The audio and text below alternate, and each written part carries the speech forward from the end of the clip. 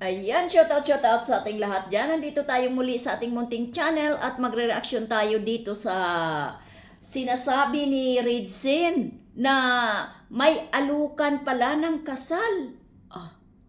Ibang klase. Para lang daw matapos. Anong matapos? Ano yan?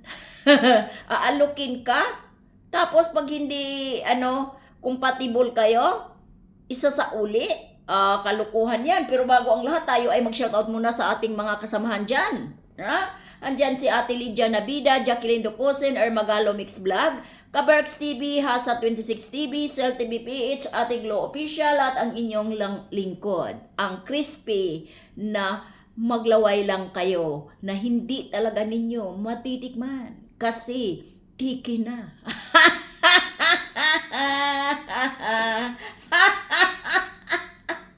Tiki na ang crispy ko. Di ba? At i-shoutout din natin ang nagdadala sa mukha ni Beyonce na walang iba kundi si Dr. Love at Ridzin. Suportahan natin sila guys sa mga upload video nila at lalong-lalo na si Beyonce Official. Suportahan natin. Mamaya live niya dahil bukas ay wala atang pasok o kung mayroon man ilang subject na lang yan. Hindi tulad ng normal na araw. Kaya abangan natin guys mamaya sa live ng ating dalaga. At suportahan na din natin ang mga grupo-grupo ng mga sponsor na andyan hanggang ngayon nagsusuporta pa rin kay Beyonce. Andyan ang Team Bisacol ni Sis Evelyn Talagtag, Team Guapa sa Kalam ni Sis Nerissa Babiano, at bago tong team na to sa kay Sis Nerissa, at sa Team Guapa All Out sa kay Sis Nika Pagado naman, at yung mga Team Italy na si Sis si Ma'am Abigail Laksa ang nag-ano ata dyan sa kanila. Kaya shout out sa inyong lahat dyan. At shout out, dagdag natin pala, munti ko nang nakalimutan ang Team International Goal, Friendship International, International Friendship, ano yun ba yan? Friendship International Goal. Ayan, nabulol-bulol na si Crispy Pata. Patawarin ninyo guys. At shoutout na din kay Ma'am Annalyn Rolinson, Sir Leo D, kay Sis kay Sis Manay Liz, at sa iba pang mga sponsor na nag-sponsor dito sa simbahan. Shoutout sa inyong lahat, at sa mga bagong nag-sponsor kay Beyonce. Maraming salamat sa pagsusuporta ninyo. Mahaba-haba ang intro natin pero kailangan din natin silang pasalamatan bilang isang pag-appreciate sa kanilang pagtulong o pagsuporta dito sa Team Guapa at kay Beyonce mismo. Kaya maraming salamat sa inyo.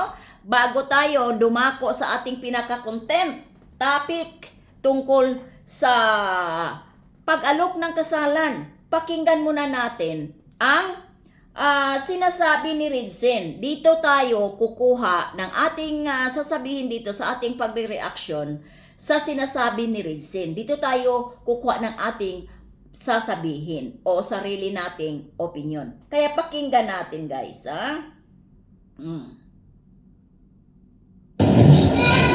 Yung alokin ka ng kasal pero ang totoo man kasi nag-alok para daw matapos na. Aba matindi. Yan ang pinaka-kakatwa daw na narinig ni alam na this. Pero may mga ano pa yun guys, may mga side view. Side view. Kaya pala pumasok si Magic Sarap sa live ni Lok. Ayun, narinig din nyo na inalok pala si Beyonce ng kasalan at totoo pala yun. At pinatunayan ni Ridzin. Si Ridzin kasi talaga, pag nagsasalita yan, ay asahan na natin yan na totoo. Di ba?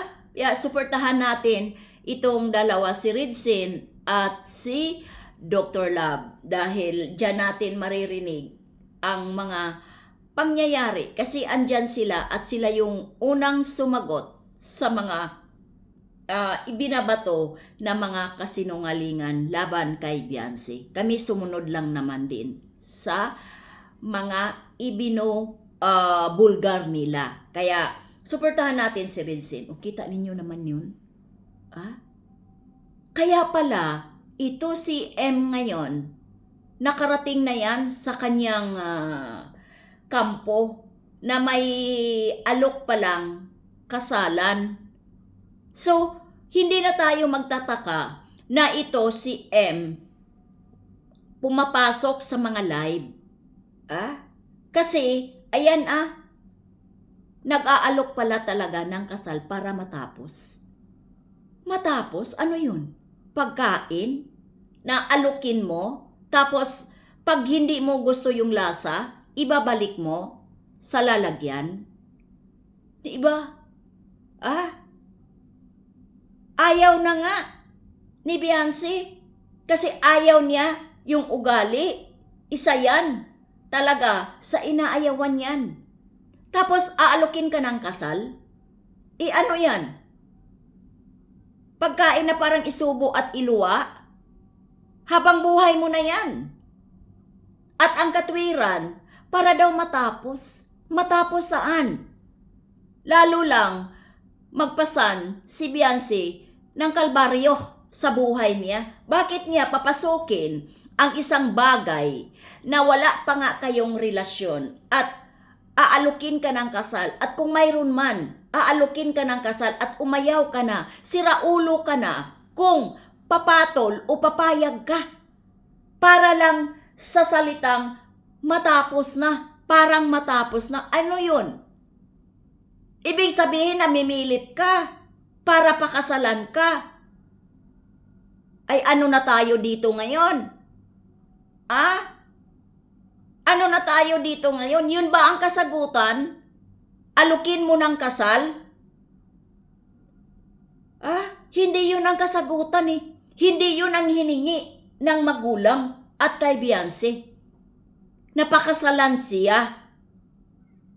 Ang humingi ka ng sorry sa live mo at aminin mo yung totoong ginagawa mo sa kanya. Hindi yung kasal ang kasagutan. Kaya nakakatawa naman, napaka-irrelevant naman na yung hingi ka lang ng sorry at sasabihin mo yung totoo at alukin mo ng kasal.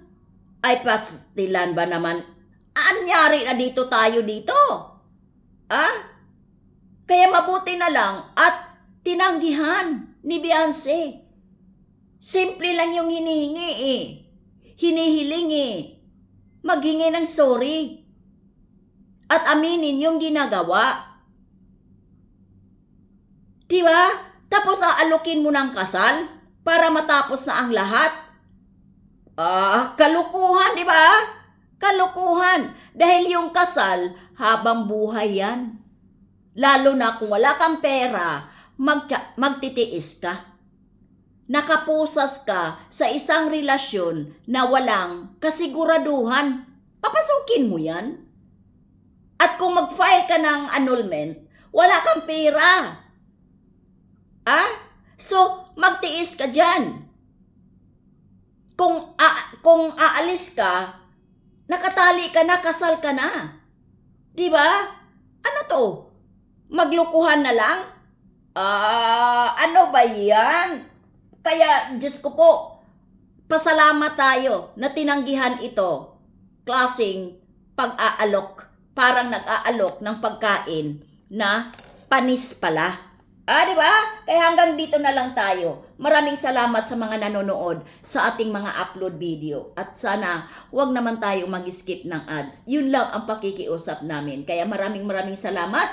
Mabuti na lang talaga na hindi pumayag ang ating dalaga. Natatawa talaga ako dyan nung narinig ko kay Ridsin. Kaya ingat-ingat kayo palagi, tayo, lahat. Bye-bye and God bless sa ating lahat.